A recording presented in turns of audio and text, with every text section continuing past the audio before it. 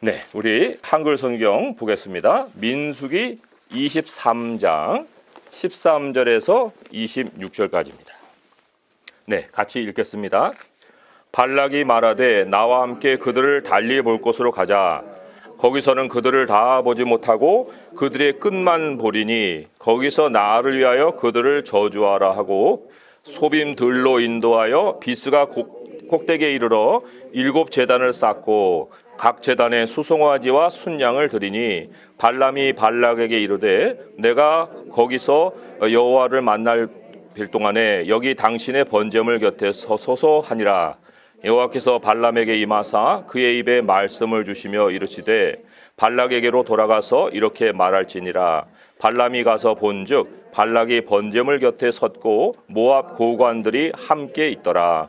발락이 발람에게 이르되 여호와께서 무슨 말씀을 하시더냐. 발람이 예언하여 이르기를 발락이여 일어나 들을지어다. 십볼의 아들이여 내게 자세히 들으라. 하나님은 사람이 아니시니 거짓말을 하지 않으시고 인생이 아니시니 후회가 없으시도다. 어찌 그 말씀하신 바를 행하지 않으시며 하신 말씀을 실행하지 않으시랴. 내가 축복할 것을 받았으니 그가 주신 복을 내가 돌이키지 않으리라. 야곱의 허물을 보지 아니하시며 이스라엘의 반역을 보지 아니하시는도다. 여호와 그들의 하나님이 그들과 함께 계시니 왕을 부르는 소리가 그 중에 있도다.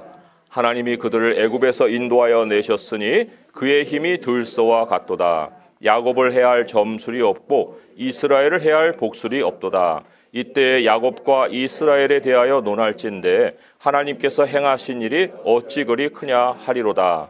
이 백성이 암사자같이 일어나고 수사자같이 일어나서 움킨 것을 먹으며 죽인 피를 마시기 전에는 눕지 아니하리로다 하매 발락이 발람에게 이르되 그들을 저주하지도 말고 축복하지도 말라. 발람이 발락에게 대답하여 이르되 내가 당신에게 말하여 이르기를 여호와께서 말씀하신 것은 내가 그대로 하지 않을 수 없다고 하지 아니하더이까. 아멘. 네, 13절에 보게 되면 저주하라고 그랬죠. 이스라엘 백성들을 나를 위해서 저주하라 그랬어요. 세상이 말하는 저주는 이런 거죠.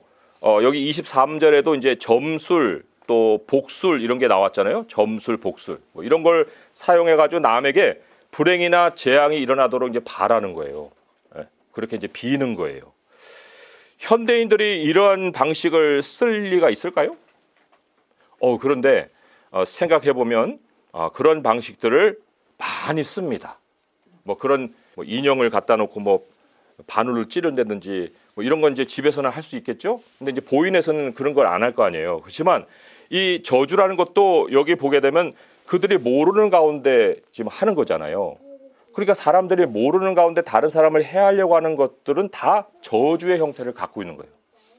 그런 걸 볼 때 오늘 그 시편 24 제가 이제 그 핸드아웃 나눠드렸거든요. 거기 참고 구절은 시간을 절약하기 위해 제가 다 써놨어요. 거기 참고 구절을 한번 보시면 시편 64편 3절에서 6절 같이 읽어볼까요? 그들이 칼같이 자기 혀를 연마하며 화살같이 독한 말로 겨누고 숨은 곳에서 온전한 자를 쏘며 갑자기 쏘고 두려워하지 아니하는도다. 그들은 악한 목적으로 서로 격려하며 남몰래 올무 놓기를 함께 의논하고 하는 말이 누가 우리를 보리오 하며 그들은 죄악을 꾸미며 이르기를 우리가 묘책을 찾았다 하나니 각 사람의 속뜻과 마음이 깊도다. 이게 좋은 의미에서 깊은 게 아니고요. 이게 바로 저주예요. 옛날에도 그랬고 현대판에도 사람들은 이 방식으로 다른 사람들에게 저주를 쏟아냅니다. 참 이런 걸 보게 되면 이게 참 사람의 속성이 이러한 거구나. 이게 만약에 먹히지 않는다고 하면 이 사람들이 이런 거 하겠어요? 바보가 아닌 이상. 근데 이게 먹힌단 말이에요. 먹히기 때문에 뭐 애들 그 동화책에도 마법 얘기 많이 하잖아요. 마법 얘기. 그런 것들이 비현실일까요? 네, 그것이 비현실인 것만 그냥 즐기고 말죠. 하지만 이성이 있는 사람들도 이러한 일들을 행하는 걸 보게 되면 이게 뭔가 역사하는 것을 그 사람들이 아는구나 하는 거죠. 자, 그러면 그들이 생각하는 저주가 우리에게 먹힐까요? 하나님의 백성에게? 한번 깊이 생각을 해볼 일이죠. 하나님은 어떻게 이러한 저주에 대해서 반응을 하실까? 오늘 23절 말씀 같이 읽어보겠습니다. 굉장히 중요한 말씀이에요. 읽어보겠습니다. 시작. 야곱을 해할 점술이 없고 이스라엘을 해할 복술이 없도다. 이때 야곱과 이스라엘에 대하여 논할진대 하나님께서 행하신 일이 어찌 그리 크냐 하리로다. 아멘. 없는 정도가 아니죠.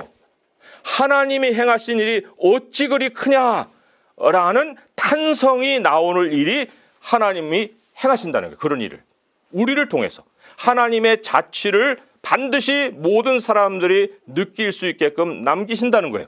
집단으로 지금 여기서 사람을 저주하고 있잖아요. 근데 그 집단이 하나님 한 사람을 이겨낼 수가 없어요. 예수님이 그 절정이시죠.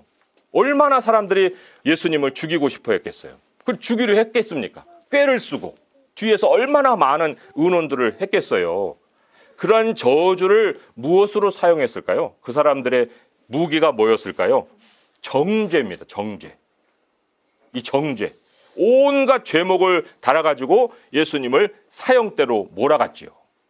여기 마가복음 11장 18절에 보게 되면 대제사장들과 서기관들이 듣고 예수를 어떻게 죽일까 하고 꾀하니, 이게 저주예요.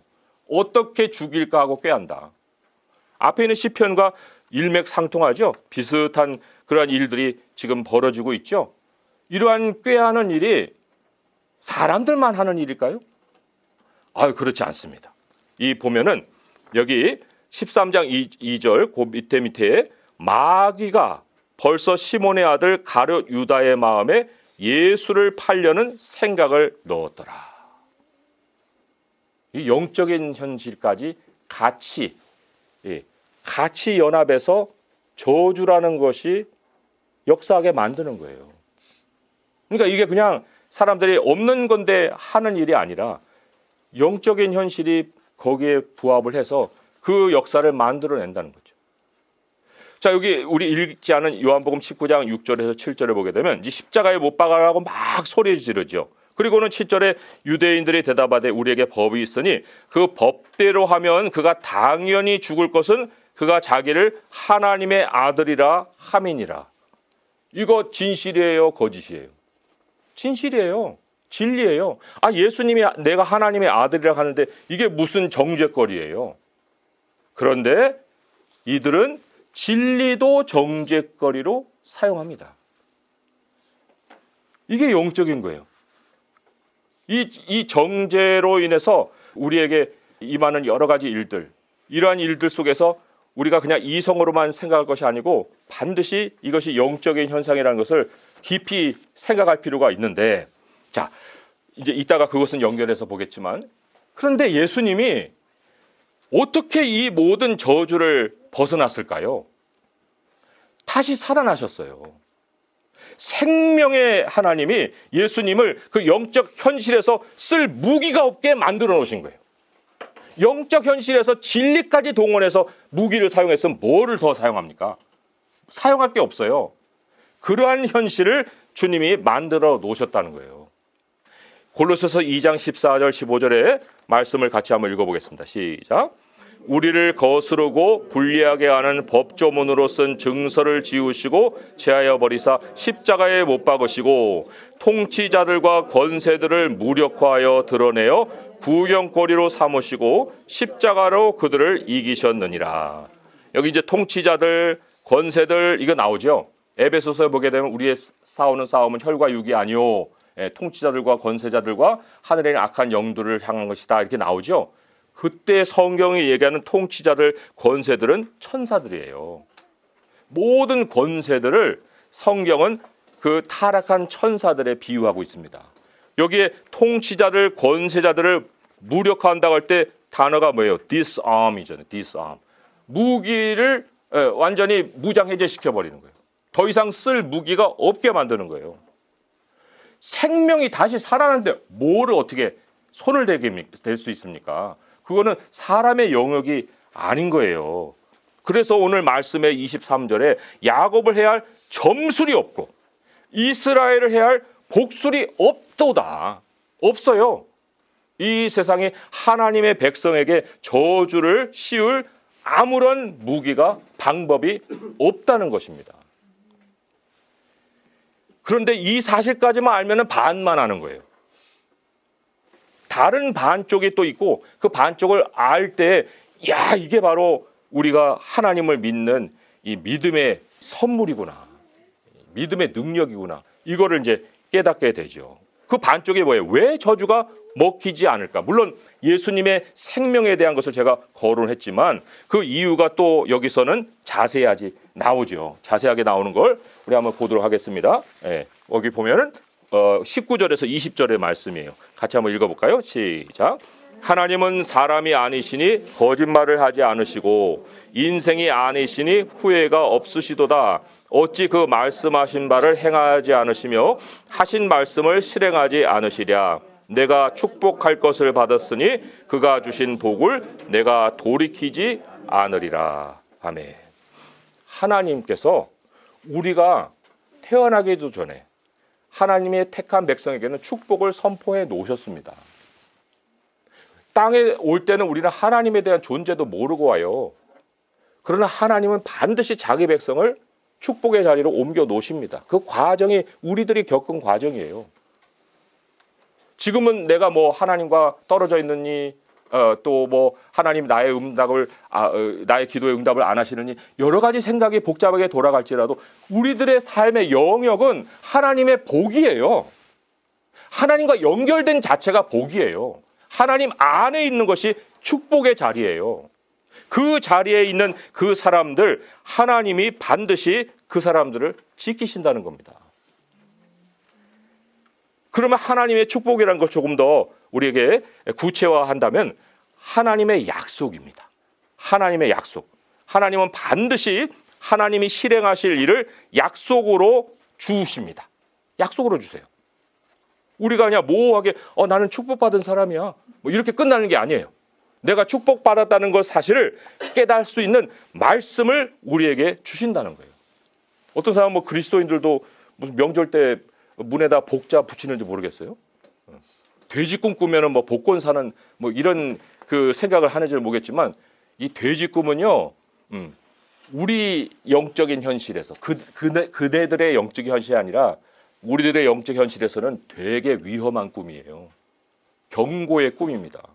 내가 왜 꿈에서 돼지를 봤어? 그런데 그 더러운 동물을 보고서 복권을 사요? 우리들의 생각이 이렇게 돌아가면 안 된다는 거예요. 하나님의 복은 어느 날 꿈을 꿨는데 하나님이 야 시편 40 몇 편을 봐. 이런 게 복이죠. 하나님이 주신 축복이죠. 아니 돼지를 보고서 왜 기뻐합니까? 하나님의 복은 말씀을 걸고 우리에게 임하는 거예요. 하나님의 복은 반드시 우리에게 실행할 약속으로 찾아오신다는 거예요. 그리고 하나님이 하실 수 없는 것이 뭐라고 했어요? 거짓말을 하지 않으신다고 했어요. 인생이 않으시니까. 인생과 같은 그러한 식의 헛된 약속을 주시는 분이 아니시다는 거예요. 하나님은 우리에게 복 있는 사람에 대해서 이제 가르치셨죠. 시편의 말씀 뒤로 넘겨볼까요? 복 있는 사람, 우리 영어 메시지에서도 본 것인데 한번 보겠습니다. 시작. 복 있는 사람은 악인들의 꾀를 따르지 아니하며 죄인들의 길에 서지 아니하며 오만한 자들의 자리에 앉지 아니하고 오직 여호와의 율법을 즐거워하여 그의 율법을 주야로 묵상하는도다. 그는 시냇가에 심은 나무가 철을 따라 열매를 맺으며 그 잎사귀가 마르지 아니함 같으니 그가 하는 모든 일이 다 형통하리로다. 아멘. 왜 이렇게 율법을 즐거워했을까요? 하나님은 거짓말을 안 하시니까. 하나님의 약속을 받는 대로 그것은 나의 형통으로 이어지기 때문에. 하나님에 대한 지식이 이 사람을 즐겁게 하는 거예요. 다른 것들은 다 쓸모없는 일들. 그런 자리에 사람들은 앉기를 좋아하지만 그러나 나는 축복의 자리에서 하나님을 즐거워하리라. 그 축복의 자리가 어디예요? 말씀이 있는 자리입니다. 그러한 하나님의 백성을 두고 뭐 발락이 발람을 데려다가 뭐 저주를 하려고 했어요? 이게 어리석은 일이죠. 우리가 얼마나 확신 있게 삶을 살아야 하냐면 지금은 마지막 때예요. 마지막 때 성경에 보니까 막 환란도 있다던데 나도 그 환란에 막 휘몰아쳐 갖고 망하는 거 아니야? 난 그때 불덩이가 떨어지면 어디로 피하지? 뭐 이런 생각들도 할 수 있잖아요. 그런데 롯 어땠습니까?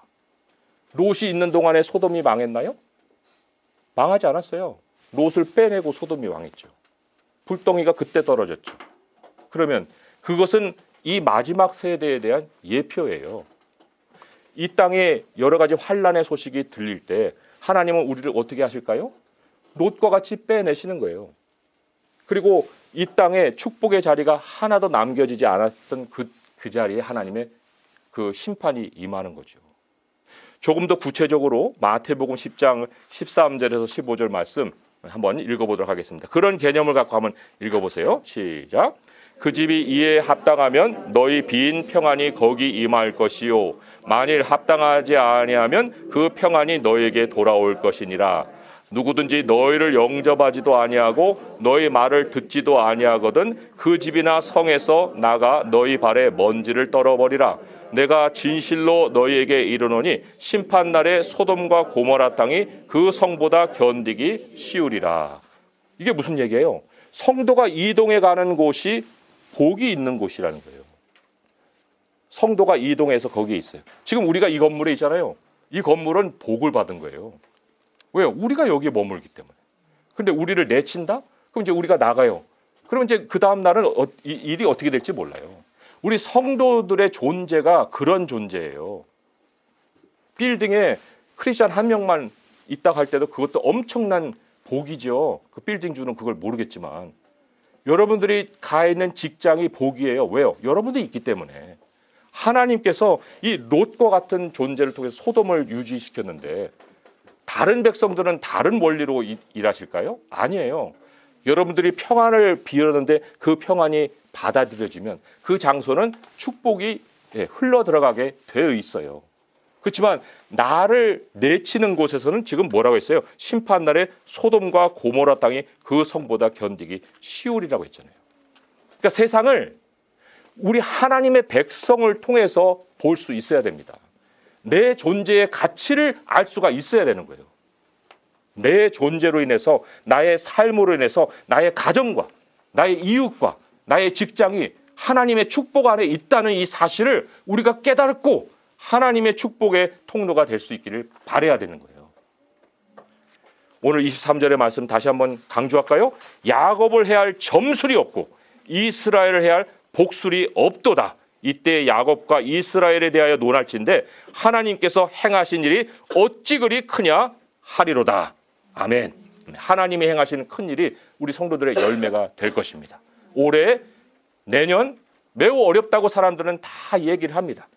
뭐 또 우리 성도님들 가운데 어려움에 처해 있는 경우도 있을 거예요. 하지만 두려워하지 마세요. 하나님의 약속을 붙드세요. 그 약속은 반드시 성도들을 형통한 길로 인도해 갑니다. 여러분들의 삶으로 여러분들의 존재로 가정과 이웃과 모든 삶의 터를 축복의 자리로 바꿔갈 수 있는 성도 될 수 있기를 주님의 이름으로 축원드립니다. 기도하겠습니다. 하나님 아버지 감사합니다. 저희들의 연약함을 보고 또 무능력함을 또 깨달을 때 참 저희들이 어떻게 살아가야 할까 하는 고민도 또 여러 가지로 참 들 때가 있습니다. 하지만 하나님 우리가 있는 자리가 바로 평안이 있고 또 주님의 축복이 흘러 들어오는 자리입니다. 아버지 우리가 그곳에 있기 때문에 그 이웃들도 축복을 얻고 또 영혼의 구원도 얻는 줄 믿습니다.